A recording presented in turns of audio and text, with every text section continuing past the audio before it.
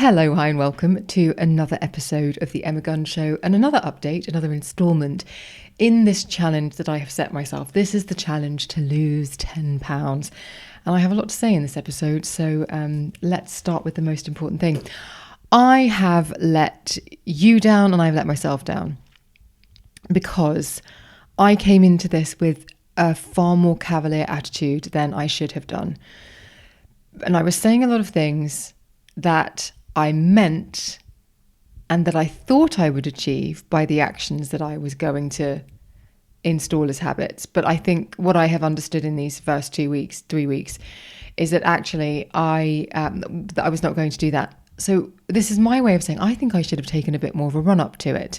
I think I should have thought about this far more methodically. And I think the only reason that I'm having this sort of revelation now and I'm not about to tip over into some really unhelpful habits in order to just meet the damn goal because I said I was going to, and now I feel embarrassed because all of you are watching and listening. I thankfully, I think, have been intercepted fortuitously, but I will come on to that in a minute. So what I want to say here is we are still at a weight loss. We are still at a weight loss, but it is a £2 weight loss. And if you are trying to lose weight and you have lost £2 in 3 weeks, that is a £2 fluctuation that could have happened anyway. So I take ownership of that and we move on. The reason why it has gone wrong is because I have simply got very good at maintenance and have I thought that if I maintained with a slightly more sort of stringent set of rules, that would be what I needed to tip me over the edge. And I don't think it is. And so I think, and the reason why I'm sharing this with you is because I think this is probably the trap that a lot of people fall into when it comes to their weight loss journey. So first of all, let's just go back and look at how this all sort of has happened. Week 1, it felt like, in all honesty, it felt like I was barely trying and £4 came off. Not only was I barely trying, I went out 4 nights in a row. Now, whilst I stuck to my intermittent fasting, while I still drank, I was very mindful not to pick eat. Like I was very good at actually, no, I don't want any of that. So I did, in that sense, I did all of the right behaviors in order to keep my calories down and to not fall into eating a deep fried buffet. Like I did all of those things right. But at the beginning of the following week, when I got on the scales and I was £4 down, even I thought, and I think I said this to you at the time, even I thought, this doesn't really feel real. So when the following week it started to go up again, my weight started to go up again, I thought, well, this is exactly what I've come to expect. I'm not going to panic. Do not worry. Here's what happened in week 3. I still went back to those behaviors. I went to that, right, this is what I know is a really good day for me. And I also had some work things. I was out and about a little bit. So there was an element of so I went into London one day, and I had all morning, I had 3 meetings, and I had I think coffee at one, water at another, and coffee at another one. And then by the time I got on the train home, it was 3 o'clock, and I stopped at Poke House. Now, if you know Poke House, you know that the juice is well worth the squeeze. It is amazing. Anyway, so I thought, I'm going to, because I'm tired and I'm hungry now, and I've gone I think that day ended up sort of inadvertently, not with the coffee, but I think it was like a 24-hour of not having eaten anything, 21 hours, sorry. So I thought, you need something that is filling, flavorful, and is also going to tick some macro boxes. So I got the spicy tuna poke bowl from Poke House, and I was satisfied. And it stopped me coming home and then tipping over into what's in the fridge? I'm going to eat everything. But that is something that has worked really well for me in maintenance. But it is not something that is going to work for me now if I do indeed have this goal of losing 10 pounds. Now, I have been intercepted rather brilliantly. So a very well-known personal trainer and nutritionist called Zana Morris, nearly called her Zana Roberts then, my lovely friend Zana Roberts, who used to work at Marie Claire and is now the brains behind Milk and is on every red carpet show in America. She's amazing. Anyway, Zana got in touch with me in week 1 and said, do you want to have a consultation?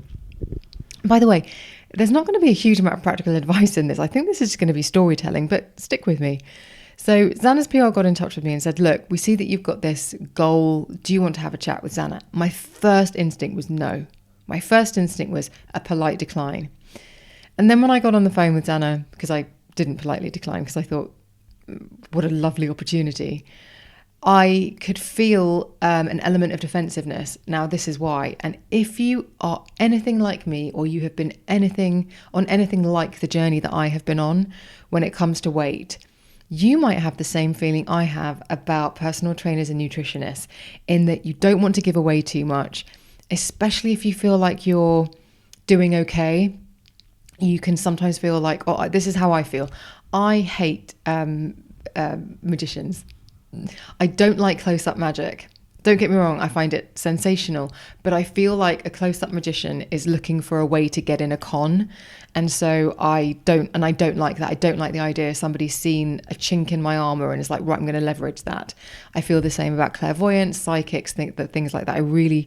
I dislike it, because they speak to you, spot a weakness, whether it's a word, a gesture, an eye roll, whatever it might be, and they can leverage that. Now, I know that sounds weird that I'm saying this in the context of personal training, but I have been both personally through so many diets, so many personal trainers, and also professionally in my job as a health and beauty journalist, I have also interviewed a lot of experts.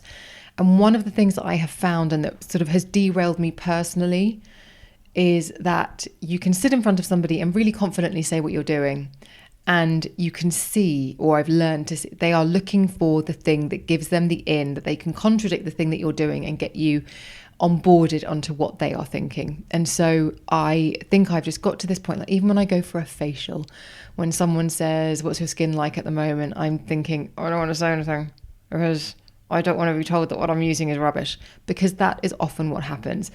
It's happened to me with hairdressers, and this is not a journalistic thing. I do not think that this is an experience that's reserved simply for people who do the job that I do. I think this happens to all of us. I think you go to one hairdresser and then you go to another one, and they sometimes will say that the thing that the old hairdresser was doing was rubbish, and so on. And so when I got on the phone with Zana, much as I know that she's trained some of the biggest and brightest names in, well, you can imagine the famous names that she's trained, and also some of my colleagues in the beauty industry over the years, there was a part of me that was just thinking, I'm reluctant to tell you what I think to be true, because if you tell me that I'm wrong, it will shatter the illusion of reality that I am very comfortable and happy with. It's a thing called confirmation bias, but we can talk about that another time. Anyway, so I was a little bit like, I just don't want to buy into everything that you're saying, because that's exactly what I've been saying to you, that diets and fad diets have done to me for years, and I'm sure they have done to you. You sign up to, say, for example, Weight Watchers, you get so literate in points, you get so literate into the ways in which you can have this kind of food and then accommodate that little treat, and you become a wizard at it. You honestly become, you could write the programs for them. And then you stop doing it, and then you have to look at food through a filter that you no longer pay for, and whether it's calories or whether it's, and you fall off the wagon, as it were, because it's so rigid. And then you go into something else, and then you have to go into something else that's quite rigid. And the same can be true for fitness advice. The amount of times I've interviewed people who are slow, steady cardio is the way to go. If you want to burn fat, you want to get your heart in the heart rate zone where you're going to burn fat, and that means it's low and slow. And then the next time it's like, you want to be doing HIIT, you want high intensity interval training, you want a short spike, and then you want it up, you want it down, you want to be in, you want to be out. And so you think, well, which one is true and which one is best? And you fall into this trap of the thing that you're currently enamored with is the thing that is best, hence the confirmation bias and all those sorts of things. But I was very lucky to get that time with Zana. And I actually, funnily enough, I've had another chat with her today, because she very kindly sent me some of her supplements. She has a brand called Strong Supplements, Strong Nutrients. And we were talking through them. But she said, well, how is it going? And I said, well, I think I have been a little bit delusional. I think I am really good at maintenance. I think that is something that I've never, ever had a handle on for the 30 years I was trying to lose weight. I've always been really good at dieting, really good at losing weight for a short spell, and then really good at putting it back on. What I haven't ever been good at is maintaining, which is what I have got my head around now. And I was saying, obviously, I would like to lose 10 pounds. I think it's quite good content, but I also, for me personally, I just still don't feel as though, I feel like I'm very close to what? I feel like it wouldn't take much for me to be unhappy with my body again. That's probably the truth of it. I think that I I mean, I did my body fat percentage this morning on a set of scales, which admittedly might not be particularly accurate, but it is still higher than I would like. And I'm like, it's that. It's the fact that I think that all it takes is for my stomach to bloat. And because there is subcutaneous fat there, I can suddenly be like, whoa. And that hasn't been great. Anyway, so why am I doing this? And I always say, and I say this over and over again to you, I always say, actually, it's about building lean muscle. And so the idea is that I'll get into a calorie deficit and I'll lose fat, and I will train with weights, heavy weights, and I will gain muscle. But it's not necessarily as straightforward as that. Because when you diet, when you lose weight, you can't say, I will only be losing weight from my fat stores, because your muscle will go too. There's a huge conversation about this at the moment with Ozempic, with people who are taking GLP-1 agonists, in the sense that a lot of people who are taking these agonists and who are, as a result, eating in a very different way and eating a lot less and losing weight, a lot of that weight loss is coming from muscle. And so there are long-term health implications for that. And there's also, well, you can imagine, I think Johan and I talked about it when Johan Hari came on the podcast. We talked about all these things that people aren't necessarily focused on when it comes to Ozempic, because they're just looking at the bigger picture, which is the weight loss. So when I'm saying I want to lose 10 pounds because I'm happy with how I look, but I think I could nudge it 10 more pounds, what I'm really saying is that I want to change my body composition. And so fundamentally what that means is that for the last 3 weeks, when I've been like, I'm just going to tighten things up and be strict, that actually hasn't been helping me get towards that goal at all. And on some level I knew that, but on another level, I guess I didn't. And what I am faced with now, having had this conversation with Zana this morning, is actually, if I want to do this, it's got to be tight. It's got to be, we've got to have a laser focus. It has got to be short-term. This is not a way of long-term living, but this is about getting a short-term goal. And there have got to be measurements, and we have got to monitor it, and we have got to monitor it in some way. And the scales aren't the best way to do that, because, as I've said, the scales, I think of the scales as a compass. They tell you where you are, and they tell you which direction to go in. Well, you have a lot of say in that, but they are a compass. They are nothing more, which is why I have used the function on my scales that tells you body fat percentage, body mass, and total body water and muscle mass. And I don't really know what those figures mean, because I've just written them down this morning. Also, never film yourself naked on a set of scales, because even if they are not mirrored, they are reflective. And when you go back then, it's not the best. It's not the nicest. Anyway, although I did see a meme ages ago where a lady sent their doctor their weight, and they did exactly that. And it was, so maybe I was looking for it. But the other thing that Zana suggested I do is take measurements with a tape measure. And the other thing is to get a set of calipers. Now, again, because she's like, okay, you want to lose muscle mass. You don't want to do that. You want to gain lean muscle. You want to lose fat. And you're sort of assuming that if you do this, if you eat in this way, and if you train in this way, you trust that this will happen. But the fact is, it could be, but the likelihood is no. So let's measure. So let's start to be a bit more focused about how we're doing this in terms of the training, in terms of the diet. For me, my body type, I already veer towards low fat. I don't use a lot of fat in my cooking. Or in my food at all. Like, I don't have sandwiches, so I don't butter bread, which is what I always think about. I don't eat cheese very much. In fact, I haven't eaten cheese very much recently at all, because I worry about things like saturated fats, because friends my age are having issues with saturated fats and are being told to reduce them. So I'm like, well, I don't want to have any issues, so maybe I'll reduce mine. So I have always veered toward a low fat diet when I have lost weight and when I am maintaining. But this needs to be a lot tighter. So yeah, the thing that I deduced, I was thinking about it before I got on this podcast. I was like, I got really good at maintenance. And I think I got a little bit excited about that, because I've never been someone who could maintain. I maintained a 30-pound weight loss for 4 years, and I maintained a 10-pound weight loss for 2 years. But we have got to that point, and we kind of got to it. I remember sitting down with Emma Story-Gordon before I lost the 10 pounds, saying, I think if I really wanted it enough, I'd do it. And maybe that's what I'm missing. Like, why am I doing this? Why do I want to lose this weight? Because I could do it just by restricting. And when I say that, when I spoke to Zana, she kind of caught me. I have obviously made this podcast, this YouTube channel, this YouTube video, I've made you my accountability partners, which puts a decent amount of stress on this project, which might sound kind of weird, but it's true. And so I don't want to let you down. I also don't want to go at it half-assed. And I feel I didn't intentionally go at it half-assed, but I think that unfortunately has proven to be the outcome. We are still £2 down. But £2 of what? £2 of what? £2 of anything. So now it's about a short-term plan, because this isn't a long-term way of living, and it is about measuring. And I thought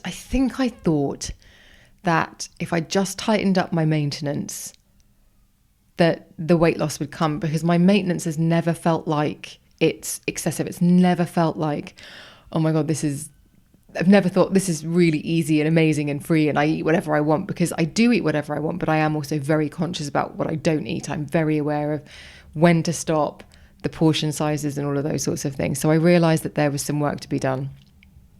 Anyway, that's sort of the update. What do I need? I need to tighten things up. This is a short-term and long-term solution. Short-term, not a long-term solution. But before I even spoke to Zana this morning, I was thinking about,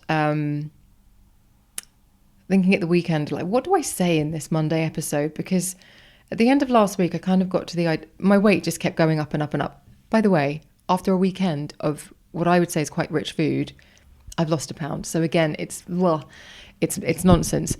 So I was thinking, what would I say? And I think it's important to share this kind of bump in the road. And it's kind of right, okay, we're going to reset and recalibrate, because I think so many of us go through this. I think so many of us get to the point where we think, I'm going to make the effort, I'm going to do it. And you try and try and try. And then sometimes it really doesn't work. And I have to say, last week, I could not understand why my weight wasn't dropping, because I was being so good. I was being really mindful about when I was eating. I was observing the 16-8 intermittent fasting. I was eating like 120 grams of protein on average. But I did get some treats in there. When I say treats, like I crunched up a waffle cone into some yogurt and some berries in the evening. And that felt a bit decadent. And I don't think there's any problem with that, by the way. But I think it might have been more like snacking, even though they were good snacks. Maybe they were high protein snacks. The fact is, if I wasn't losing weight last week, even though I thought I was maintaining my deficit, it isn't because I am a medical marvel. It's because I wasn't in a deficit.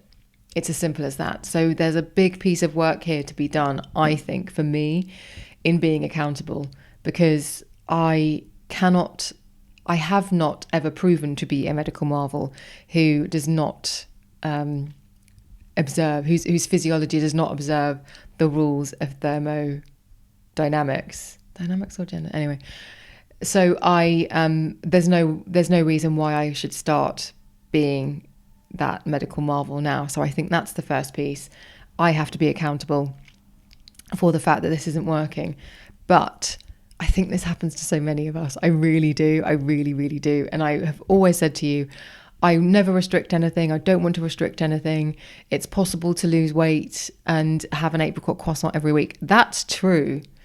But actually, when I was having a chat with Zana, we were talking about the body fat percentage. And that probably is where the work needs to be done, in all honesty. And if I want to impact that, then that is going to take a lot more discipline and a lot more grit, because that is going to be the vegetables, the protein, the being careful, the timing when I'm eating in terms of my intermittent fasting, the fueling my workouts, all of those sorts of things. It's going to have to be a bit more of a project. And even though I think I was doing good work, and I was doing good work to maintain, which is basically what I've done, I wasn't doing what was necessary to make that physical change. And I'm even thinking about, and I've always thought, I won't do this, but I'm even thinking about taking a bikini picture, because I did that years ago. I think it might have been, what was it? It was one of those like intense personal trainers, and it was one of those brands. It wasn't Tim Ferriss. It was somebody else. Years and years and years ago, there was a really fun, and they got you to do your bikini pictures, and all of the results were completely amazing that they showed, obviously, not everybody. But I never did it because I felt such a fool when I did that one. So I think I might do a bikini picture this time, because actually in clothes, I don't think you would necessarily think, oh yeah, you know, she's got some fat to lose. But in a bikini, you could be like, yeah, there's some junk in that trunk. I'm a lower body fat store, and my legs are definitely bigger. I think they've probably got water retention as well. Let's not get into that. It's another thing. But even though I've got a very small waist, I have a little pooch. And so it's that I want to focus on, because again, this whole thing is about long-term health, and increasing my muscle mass, reducing my body fat percentage is only going to be a good thing. So I think what I also realized is that I was dieting to get smaller, or the way that I was choosing to do it, which was to tighten up my maintenance. Well, even when I say that, it's obviously nonsense. If you're tightening up your maintenance, you're only going to maintain. But that's what's happened. But I was just tightening up the rules that I had used to lose weight previously, when I had more weight to lose, and wasn't actually thinking about, okay, how are we going to really change this body composition? So that's what I'm going to do from here on in. And I think it's a really important piece of work. Okay, so what am I going to be doing differently from here on in? So the fact is, I'm going to be focusing on a high protein, high veg diet. I'm not going to be no fat. I'm going to be low fat. And that is the goal. And the rough guidance will say that if you want to make a real shift in your body recomp, well, first of all, I'm going to have to be a boring, abstemious so-and-so who doesn't go out and have nice meals. Maybe. I feel really terrible saying that, because I feel like all I've said for such a long time is you can lose weight and still have fun, and you can, but this isn't just about weight loss, it's about body recomposition for long-term health. So I'm going to tighten things up. I'm going to be boring for 12 to 16 weeks, because the general consensus, when you look online, like how long will it take to recomp? 12 to 16 weeks. So I'm going to give that a go. I hope we'll see something in about 6 to 8, but that you just never know. So that's the way that I'm choosing to do things, and I'm going to train with progressive overload. I have been really taken by those kind of Pilates and strength training YouTube videos recently, but even though, I tell you why I've been taken by them, because every personal trainer who has a YouTube channel who does Pilates and strength is really lean and toned. But that is not my body type, which is why I really like Caroline Gervin, who is on YouTube, who I follow a lot, because actually her body type is so removed from mine that it's kind of ludicrous for me to follow it thinking that I would ever look anything like her. But what she does is she encourages you to lift heavy weights. She encourages you to challenge yourself, and her iron series in particular I think is absolutely brilliant. So I have been moving towards those sort of more cardio workouts, and Caroline has those on her channel, and I think they are appropriate maybe once or twice a week, but I am going to get back to focusing much more on the strength training. I now have a full complement of dumbbells, having added to them recently. I found this incredible deal on Amazon for these. I think that the last time I bought a set of weights, they were £70, as in British pounds. They were 10 kilogram weights, so it was 20 kilograms of weights, but they were £70. And I found an identical dumbbell, and they've got like 2, 3, 4, 5, 6, 7, 8, I think all the way up to 12 or 16, and they are 40% off. The saving is just ludicrous. It's so good. So I bought myself a set of 8s, because the other weights I had were 5s. So I had 5 and 10, and I just hadn't ever made that smooth transition from one to the other. I needed something in between. And I went for an 8 rather than a 7, because I had worked with the 10 kilogram weights so much that I was quite capable or competent at some exercises with them, but they were still presenting a challenge. Even in things like static lunges, my hands would feel like, they'd feel strained after holding them for a minute or 90 seconds when I was doing the static lunges. Whereas the 8s, they give me the challenge and the resistance that I need, but they don't kind of hurt afterwards. So that's what I'm going to be doing. And it sounds really simple, but the fact is, I think what I've understood now is buttery scrambled eggs are off the table for a while. They haven't been for such a long time, because I lost the weight. I know that if I go to a work appointment and I have a buttery scrambled eggs on sourdough at a meeting, which I would never cook at home, and which they are going to be calorific, because delicious buttery scrambled eggs cooked in a lovely restaurant They're going to throw in a few knobs of butter, which ramps things up, but they're delicious. But I've learned over the years how to enjoy those and then not fall into the trap of just eating in exactly the same way for the rest of the day and then the next day and then the rest of the week, which is where the weight gain used to be. So that was where I kind of made my progress. I could enjoy the rich food in isolation. That had always been my problem before. If I had something rich, if I had something delicious and extravagant, or what felt like, I don't know, a naughty or a treat, I would then just keep chasing that high. Whereas now I get a high from having something like that, but then following it with really lean, delicious, filling, high protein, high volume foods, which I absolutely love and adore. So that is going to be the switch, where for this short period of time, because it's not a great big sacrifice to recomp, and then we can talk about what happens afterwards, but let's just get through this first. But for this short period, it's going to be more about being abstemious in order to achieve this goal, and in so doing to see whether making these shifts does actually impact my body fat percentage. Because based on the number I saw on the scale this morning for my body fat percentage, actually that hasn't shifted much despite 40 pounds weight loss. I know, mic drop. I shan't, because it will be awful on your ears, but that is something I think that's quite interesting to consider. So that's where we are. That's what I wanted to share with you. I'm still, one thing I will say is that at the end of last week, I knew that I had a weekend that was going to be quite social. And I didn't think, I don't care anymore. My weight's gone up, blah, blah, blah, blah, blah, blah. I didn't think that. I just thought, I did think we'll start again on Monday. But what I thought was, I'm not going to go wild. I'm not going to be excessive. I'm not going to whatever. But I'm also not going to not enjoy this weekend. It's not going the way that I thought it was going to go. I think we can understand it's because I probably wasn't in the deficit that I thought I was in, and therefore I need to be more honest about that, and also be a bit more rigid and regimented while I'm trying to do this. But I didn't sort of, as they call it on the EC method, I didn't they didn't fall into the effort bucket and just think, wow, wine, chocolate, puddings, burgers, chips, all of them.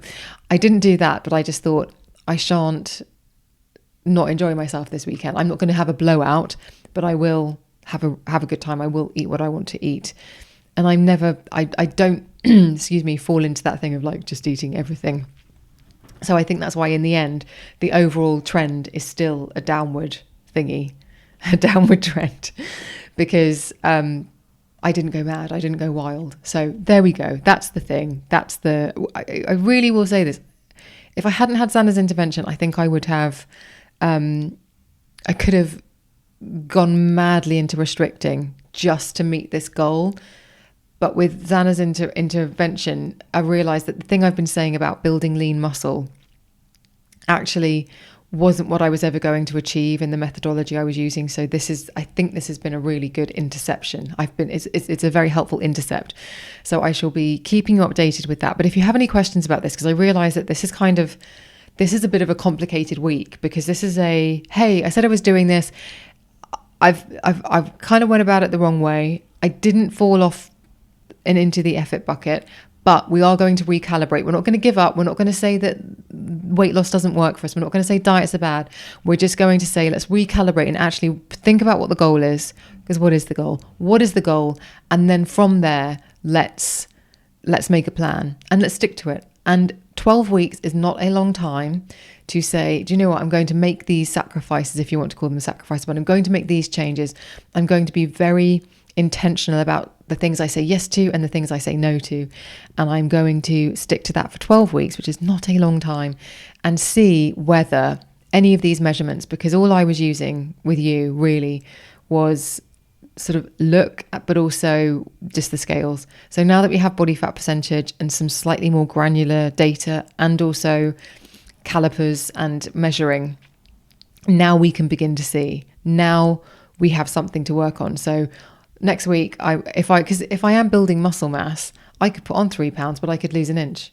So we've got a little bit more data, which is a little bit more helpful. which I think is really, really good. So I think what's really happened here is that I have approached this in the way that a lot of us do when it comes to weight loss. We've gone, I'm going to lose it. I'm going to eat less.